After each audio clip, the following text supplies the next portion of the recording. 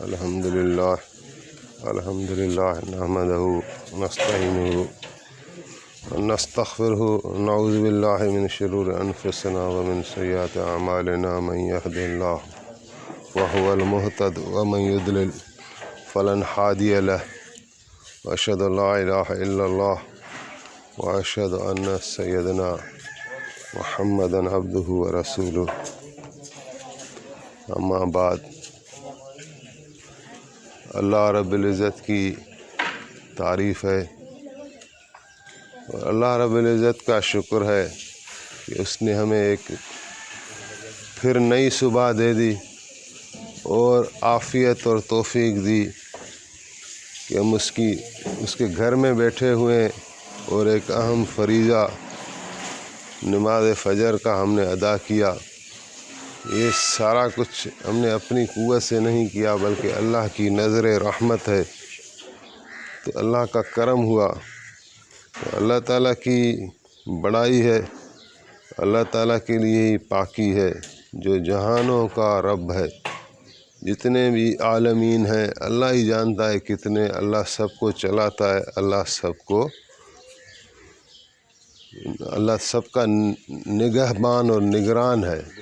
کتنی مخلوقات ہے، اللہ تعالیٰ فرمائے ساروں کو اللہ تعالیٰ کھلا رہے ہیں اور خود کھانے سے پاک۔ کتنے انسان ہیں، جنات ہیں، اللہ تعالیٰ ان کو نیند دے رہے ہیں، سلا رہے ہیں، خود سونے سے پاک ہے۔ تو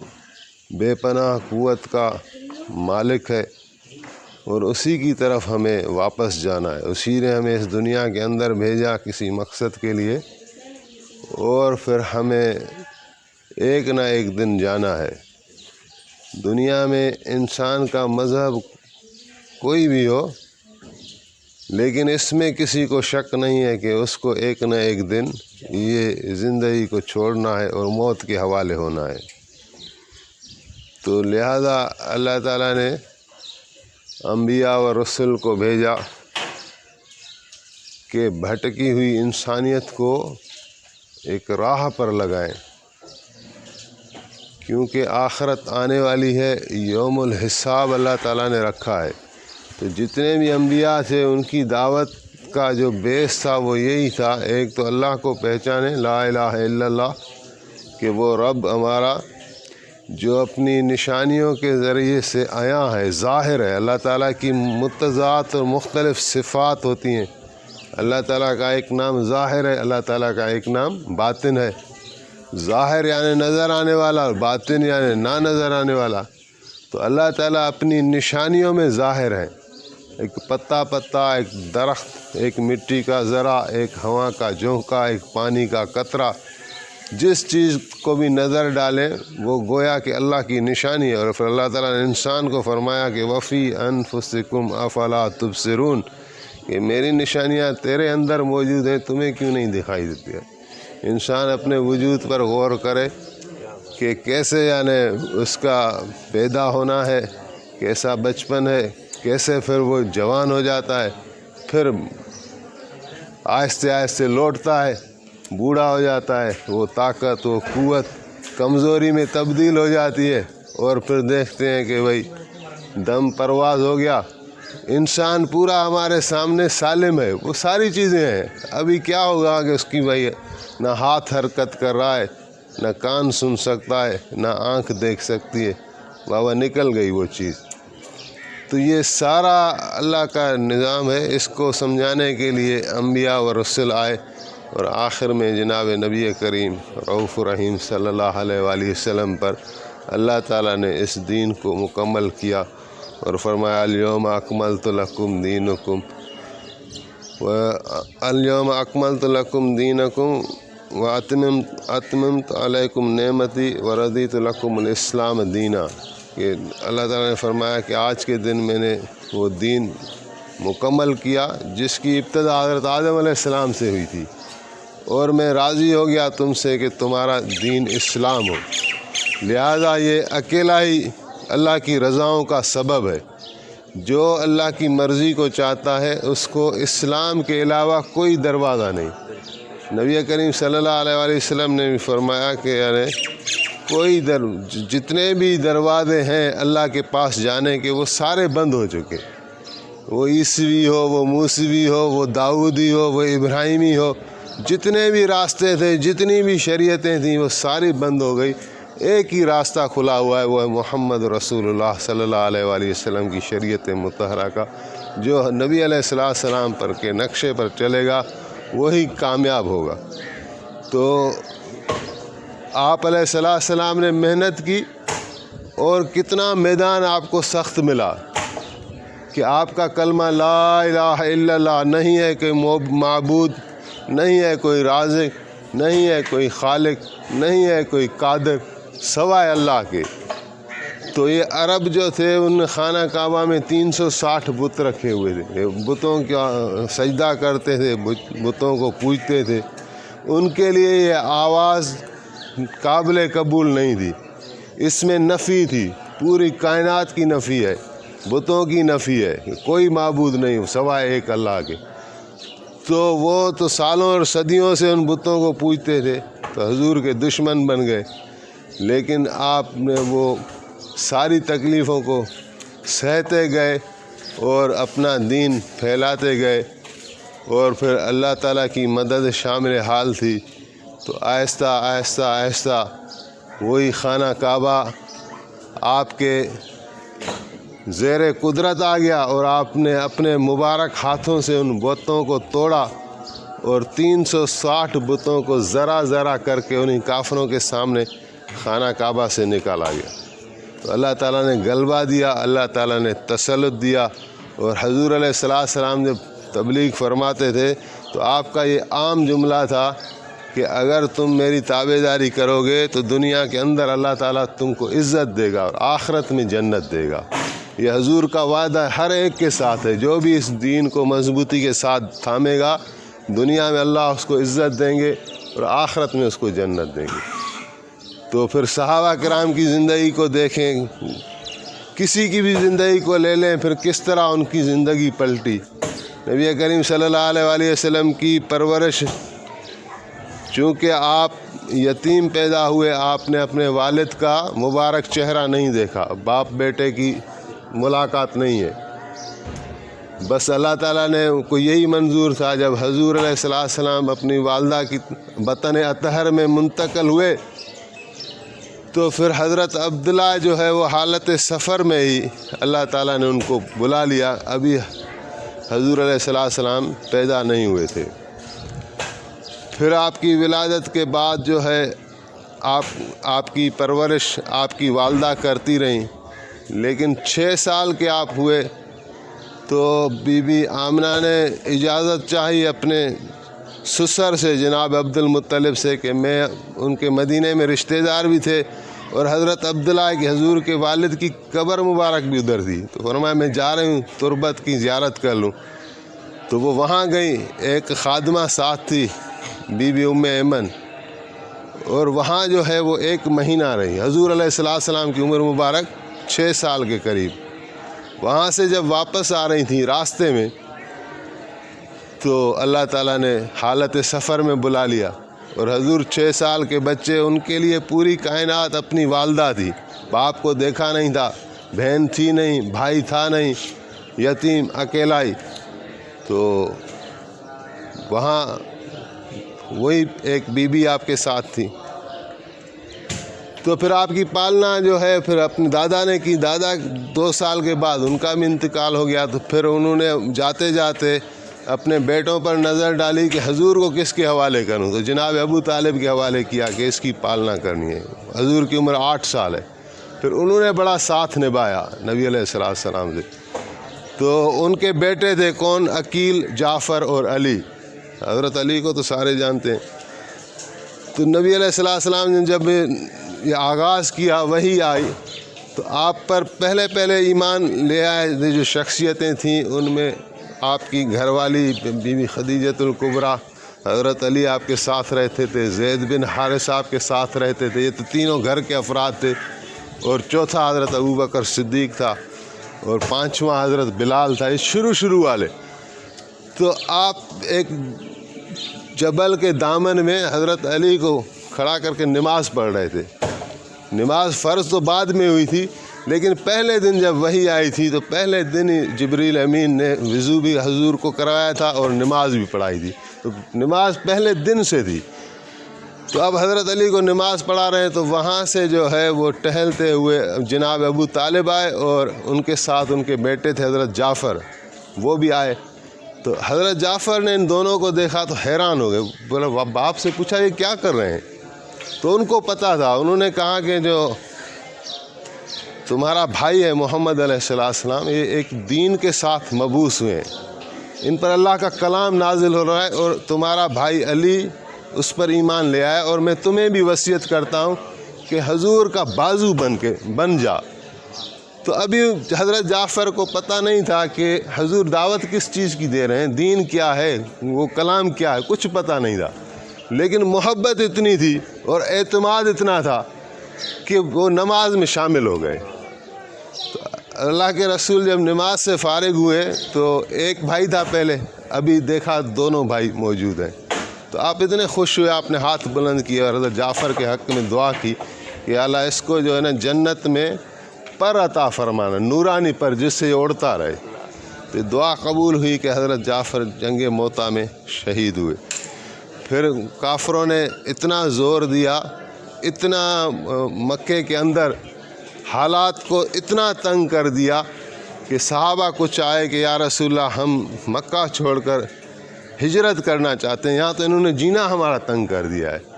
تو آپ نے فرمایا ٹھیک ہے۔ تو حضرت ابوبکر صدیق نے عرض کیا یا رسول اللہ یہ کہاں ہجرت کریں؟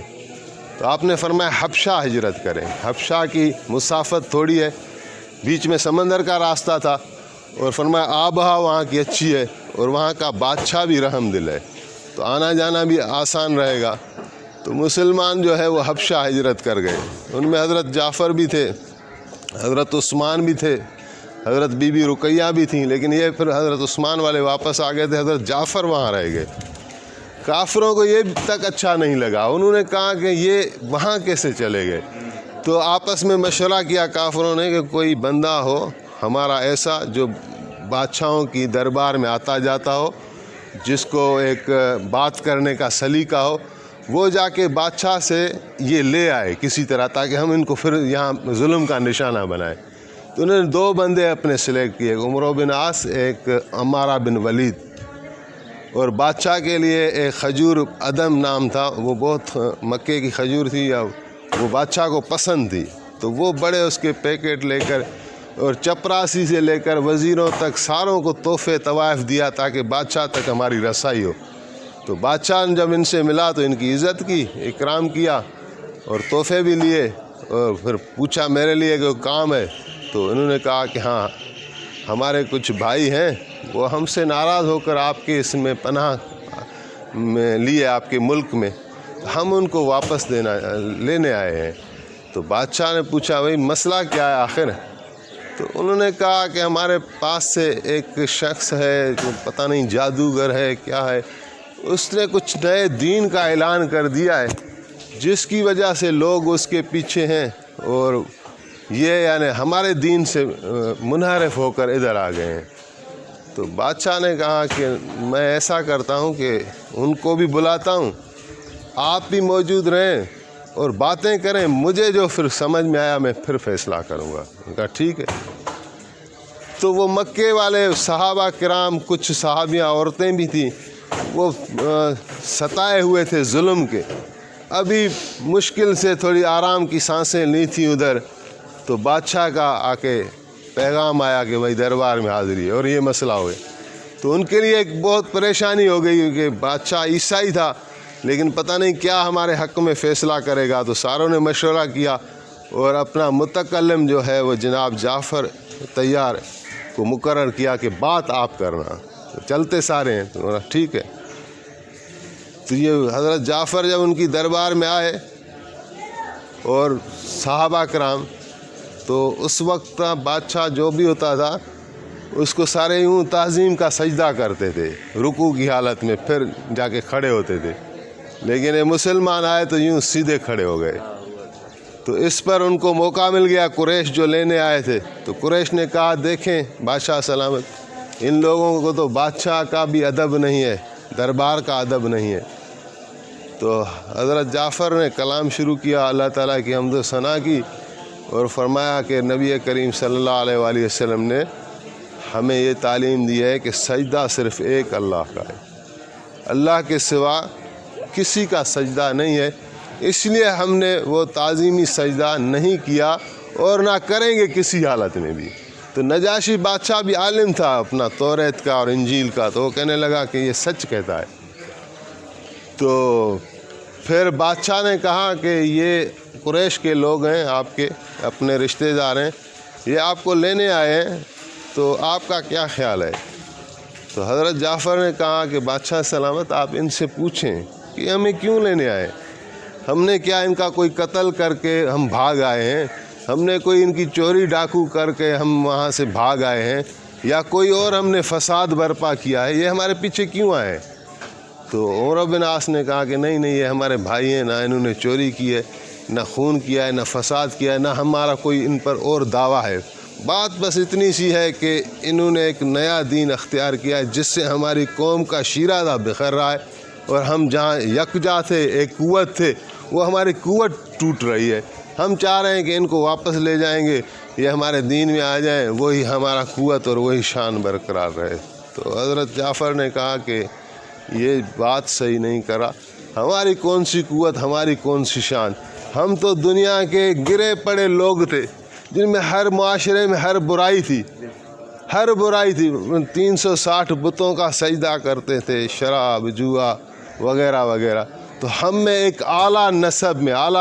میں ایک بندہ اللہ تعالیٰ نے مبعوث کیا، محمد بن عبداللہ صلی اللہ علیہ وسلم، ان پر اللہ کا کلام نازل ہو رہا ہے، ان نے ہمیں سچی اور صحیح باتوں کی تلقین کی ہے، اور برائیوں سے، جھوٹ سے، ظلم سے، زنا سے، شراب سے وغیرہ وغیرہ سے منع کیا ہے۔ تو یہ جو ہے، تو نجاشی بادشاہ اثر لے رہا تھا، تو کہا کہ عمرو بن عاص نے کہا بادشاہ سلامت، ان کا حضرت عیسیٰ کے بارے میں عقیدہ صحیح نہیں ہے، بات کو پلٹا دیا تاکہ وہ جو ہے نا نجاشی بادشاہ ان پر گرم ہو جائے، وہ عیسائی تھے۔ تو نجاشی کہنے لگا کہ اچھا، عیسیٰ علیہ السلام کے متعلق تمہارا نبی کیا کہتا ہے؟ تو حضرت جعفر نے کہا کہ عیسیٰ علیہ السلام ہمارے حضور فرماتے ہیں اللہ کے نبی ہیں، اللہ کے کلمے ہیں، اللہ کے روح ہیں، اور نہ عیسیٰ علیہ السلام خود اللہ ہیں، نہ اللہ کے بیٹے ہیں، یہ بات غلط ہے۔ تو نجاشی بادشاہ نے ایک زمین سے تنکا اٹھایا اور کہا کہ جتنا اس شخص نے بیان کیا ہے، عیسیٰ علیہ السلام اس تنکے کے برابر بھی نہ اس سے اوپر ہیں نہ نیچے ہیں، بالکل صحیح بیان کیا ہے۔ تو پھر جو ہے ان کافروں کی طرف بادشاہ متوجہ ہوا اور کہا یہ تحفے طوائف جو میرے لیے لے آئے ہو، یہ واپس لے جاؤ، میں کبھی بھی یہ رشوت لے کر سچے دین کے سچے پیروکار آپ کے حوالے کرنے والا نہیں ہوں، آپ یہاں سے نکل جائیں۔ تو بعد میں اللہ تعالیٰ نے ان کو توفیق بھی تھی، اور جعفر کے ہاتھ پر ہی وہ مسلمان ہوئے۔ تو یہ دیکھیں، وہ نہ کسی بادشاہ سے ڈرتے ہیں، نہ کسی زمانے سے ڈرتے ہیں، نہ کسی اسباب کو نظر میں لاتے ہیں، ان کا بھروسہ اللہ کی ذات پر تھا، اور نبی کریم صلی اللہ علیہ وآلہ وسلم پر جو قرآن نازل ہو رہا تھا ان میں کتنا ان میں ایمان تھا۔ اور آگے جب 15 سال کی رفاقت میں، میرے خیال میں قریب 15 سال حضرت جعفر نے ادھر گزارے، اس کے بعد جب وہاں سے مدینے سے حضور علیہ السلام نے خط لکھا، عمرو بن امیہ زمیری کو بھیجا کہ جو نجاشی بادشاہ کے پاس، کہ ان مہاجروں کو بھی ادھر بھیج دیں مدینے۔ تو وہاں سے 2 کشتیوں میں مہاجر آئے تھے، ایک میں عورتیں بچے وغیرہ تھی، وہ کشتی سیدھی چلی گئی مدینے، ایک میں جو مرد حضرات تھے حضرت جعفر وغیرہ، وہ آگے خیبر میں، کہ اس وقت حضور خیبر کی جنگ میں تھے، ان کو پتہ چلا تو انہوں نے کہا ہمیں حضور سے ملنا ہے۔ تو جیسے وہ آئے تو آپ علیہ السلام نے حضرت جعفر کا منہ چوما اور فرمایا کہ مجھے یہ پتہ نہیں کہ مجھے خیبر کی فتح کی خوشی زیادہ ہے یا جعفر کے آمد کی خوشی زیادہ ہے۔ اور ایک مرتبہ آپ نے فرمایا کہ جعفر وہ ہیں کہ جن کی سیرت اور صورت حضرت میکائیل سے ملتی ہے، دوسرا نمبر بڑا فرشتہ۔ لیکن اس کے بعد آپ نے ایک عمرۃ القضاء کیا تھا، صلح حدیبیہ کے بعد